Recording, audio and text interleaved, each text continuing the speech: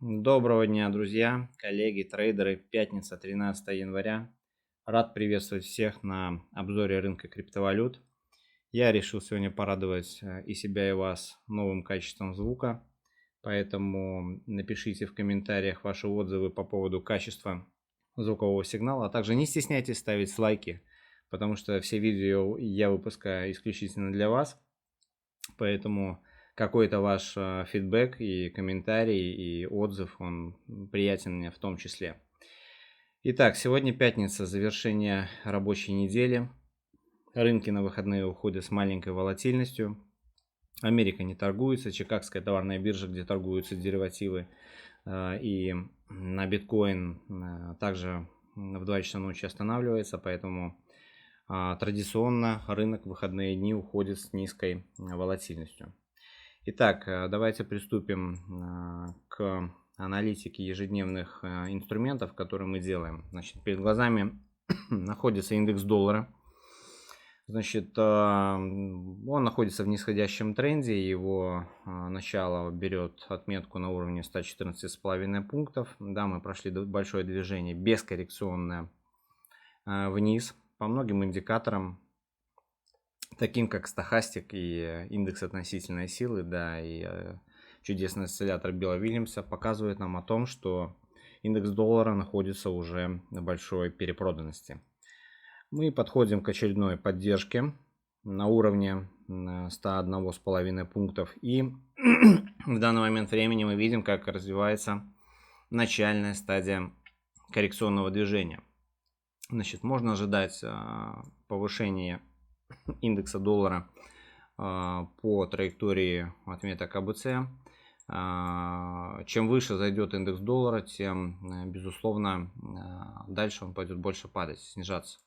Если представить себе и натянуть уровни Фибоначчи ко всему тому, что мы получили данное поступательное нисходящее движение, то в принципе отметка 38 пунктов, ну минимальная это 23 зона 105, но хотелось бы, чтобы это было выше. То есть в любом случае коррекция будет развиваться в формате АБЦ. Как она будет выглядеть, мы посмотрим уже тогда, когда сценарий будет реализовываться. Но, по крайней мере, что по индикаторам, что технически, что называется, что графически, индекс доллара всячески просится на какое-то коррекционное движение к тому импульсному снижению, которое мы с вами наблюдали. Да, снижению индекса доллара способствовало всячески растущие, значит, индексы промышленного Dow Jones, который в данный момент времени начинает также какую-то коррекционную фазу развивать, достигнув в очередной раз своего хая. Ну, по тем же индикаторам мы видим, что данные фьючерсы находятся также в зоне перекупленности, простите. Поэтому по данным инструментам также можно ожидать какую-то коррекционную фазу. В том числе я ожидаю коррекционную фазу и по самому биткоину. Хочу отметить такой факт, что до недавнего времени, я недавно выпускал видео, может быть это было недели 2 назад, это было соотношение put-call опционов, значит, по индексу S&P 500. И когда соотношение колов, то есть значит, ставок на понижение было кратно больше путам, то есть ставок на покупку, ну, соответственно, тех шортистов, которые сидели, их успешно, можно сказать, сбрили. Сейчас мы видим разворот по этой картине, то есть соотношение put-call опционов резко изменилось. Ну, соответственно, мы видим и отношение на графике, которое вызвало в свою очередь резкий всплеск повышения, ну, можно так сказать, индексов. Да? Мы поперекрывали фактически наши гэпы, пришли к линии сопротивления, и сейчас мы фактически стоим на определенном водоразделе. Либо мы будем пробивать данную структуру и расти, либо мы все-таки начнем развивать какое-то коррекционное движение. Да, по дневке, по самому индексу мы видим, что мы находимся в зоне перепроданности, но опять-таки технически на более коротких таймфреймах мы подбираемся потихонечку к зоне перекупленности. Более того, ну, как бы какой-то легкий намек на какую-то коррекцию может нас ожидать и показывает вот данный закрытый гэп, а также трендовая линия, которая выступает достаточно мощным уровнем сопротивления по S&P 500. Давайте посмотрим на локальную ситуацию, что у нас происходит с доминацией биткоина. Доминация биткоина движется пока в рамках прогнозного значения, то есть мы идем в рамках восходящего параллельного канала. Да, можно себе представить, что мы поставили первую импульсную волну 1, сейчас развивается коррекционная волна. И в целом в дальнейшем я ожидаю коррекции по доминации биткоина и ее дальнейшее снижение. Когда это будет, мы будем смотреть, но это будет в параллели с изменяющейся доминацией USDT. Значит, опять-таки, какое-то количество времени назад я показывал то, что я вижу, то, что мы по доминации USDT ставим конечный диагональник, не хватает пятой волны. Соответственно, совокупность каких-то факторов, в том числе вы обратите внимание, насколько мы сильно снизилась доминация, и в принципе она также просится на какую-то коррекционную фазу. Ну, я ожидаю еще поход в пятой волне. Как она будет реализована, как она будет поставлена, мы будем смотреть по факту, не будем гадать. Но, в принципе, как бы она очень просится. Да, скажем так, во втором квартале, там, в конце первого, можно ожидать какое-то существенное снижение доминации и всплеск роста на рынке криптовалют. Но в данный момент времени я лично ожидаю также определенную коррекцию по доминации, то есть она еще может на себя потянуть, скажем так, одеяло, да, и реализовать вот эту вот финальную пятую волну роста. Соответственно, мы понимаем, что на крипте это может значить обновление минимумов существующих, которые были образованы не так давно. Давайте посмотрим на картину по биткоину, то, что у нас складывается. Значит, исходя из пятиволновой структуры роста. Значит, сейчас переключимся на 6-часовой таймфрейм. Мы видим, что мы получили поступательно восходящее движение. Все это можно уложить в рамках восходящей первой волны, коррекционной второй, и в данный момент времени, возможно, уже поставлена последняя, ну не последняя, третья волна, за которой будет следовать волна коррекции.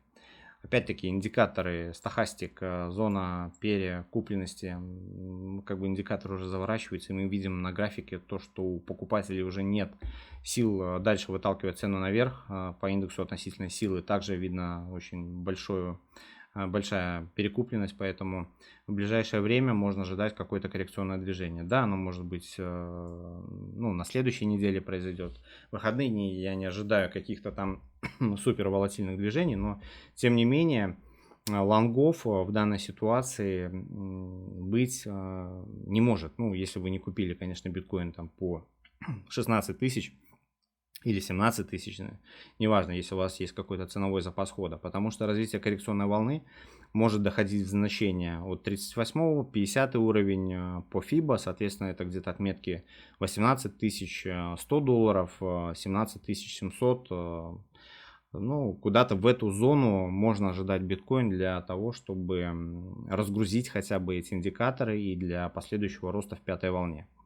Более того, существенная поддержка находится на уровне как 17 тысяч с половиной долларов, ну и ниже. Ну, соответственно, если мы представляем с вами, что начальная как бы пятиволновая структура у нас здесь вырисовывается в данный момент времени, и мы ожидаем дальнейшего похода выше, по крайней мере для того, чтобы это случилось, у нас должна произойти разгрузка по индикаторам. Более того, если сейчас я отключу все индикаторы, чтобы они нам не мешали. Если мы по уровню Fibonacci замерим все это импульсное снижение, то мы с вами четко видим, что мы пришли к 61 зоне по уровню Fibonacci. То есть это золотое сечение от этого уровня. Цена в принципе может полноценно развернуться и пойти в нисходящем направлении, потому что общий тренд у нас еще не сломлен. То есть пока мы не перебили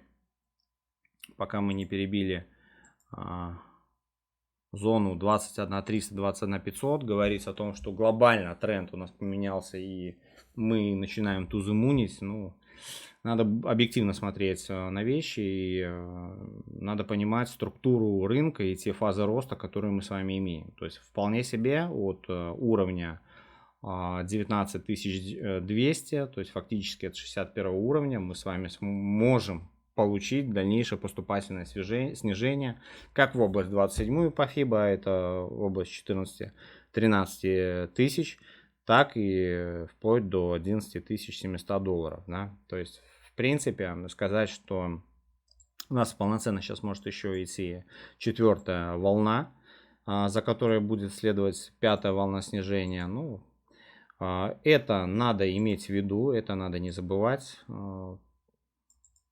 Где-то область снижения, ну, хотя бы минимальная в зону 14 тысяч мы еще можем с вами увидеть. Поэтому с лонгами надо быть крайне осторожным, крайне аккуратным. Да, у нас поставлена как бы, ну, пока трехволновая структура, и можно ожидать еще какого-то роста. Мы знаем, что пятая волна не могут быть усеченными, то есть они могут равняться первой волне, могут составлять 0,38% от первой волны, 0,618, поэтому сказать, что после постановки четвертой волны мы пойдем перебивать хаи, но это пока преждевременно, да, то есть пусть они хотя бы сейчас отрисуют какое-то коррекционное движение, мы увидим эту фазу снижения, и для того, чтобы понимать, где можно покупать биткоин, опять-таки, если перейти на какой-то более-менее короткий таймфрейм и представить себе, вообразить, что у нас развивается коррекционное движение, то, условно говоря, если у нас будет развиваться какая-то волновая структура нисходящая,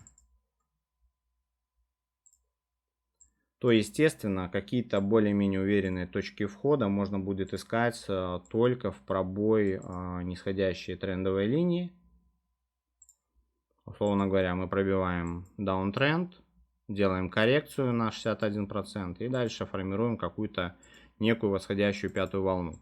То есть только при таком раскладе я буду рассматривать какие-то дальнейшие лонги, потому что все остальное, я считаю, это не совсем безопасно и уместно в данной ситуации. То есть ситуация на самом деле достаточно критичная, поэтому критичная с точки зрения лонгов, поэтому искать себе приключений, воображать какой-то там to the moon и uptrend, ну, пока это преждевременно. Пока мы не пробили 21 500 и не закрепились там, это делать преждевременно. Давайте еще посмотрим по мувингам актуальную ситуацию, что у нас происходит.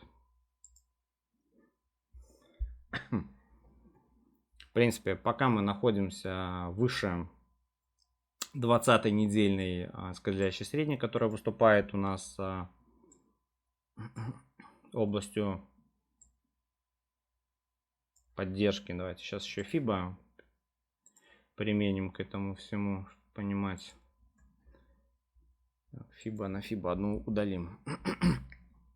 Ну, 20-я неделька находится у нас на уровне 18 400 долларов, то есть это уровень поддержки. Одновременно, если вы обратите внимание по характеру этих свечей, которые у нас были здесь поставлены, то уровень 18 300, он достаточно сильный уровень, и отсюда можно ожидать также, ну, не знаю, какой-то отскок, да. Следующая достаточно сильная скользящая средняя, это дневная сотка, то есть находится на уровне 17 800 долларов. И в принципе уровень 50-й коррекции также где-то приходится в эту зону. Поэтому еще раз говорю, надо будет смотреть на структуру нисходящего тренда, который будет развиваться. И дальше работать можно будет только от пробоя этого нисходящего тренда, для того, чтобы искать точку входа в походе предполагаемой пятой волны роста.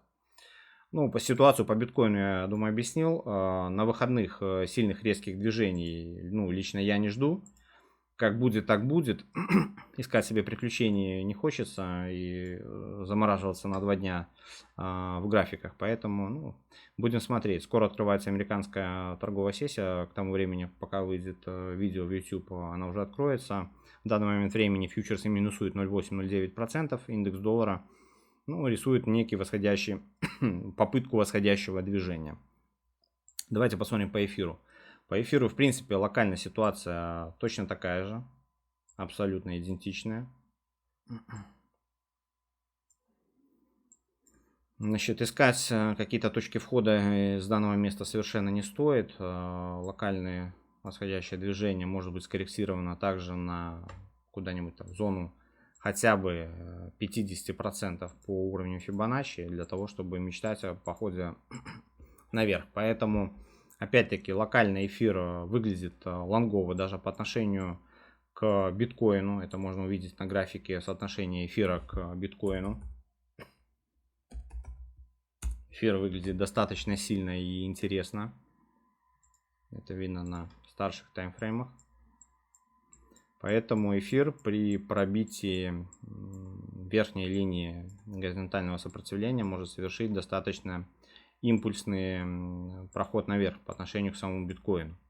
Тем более у нас тут осталось фактически два пика, до которых, даже если посчитать по максимуму, где-то процентов 80 роста может быть по отношению к биткоину. Соответственно, по отношению к доллару эфир может показать как идентичный рост, так и даже, скажем так, превышающие эти значения. Я думаю, что локальную ситуацию я разобрал уже по альткоинам непосредственно другим. Мы проводим общение в телеграм-канале. Ситуацию на выходные я пояснил, свое видение тоже, поэтому желаю всем хороших выходных. Еще раз попрошу вас оставить отзыв к этому видео по отношению к качеству звука. Также ставьте лайки. Всем хороших желаю выходных. Всем хорошего вечера. Всем пока.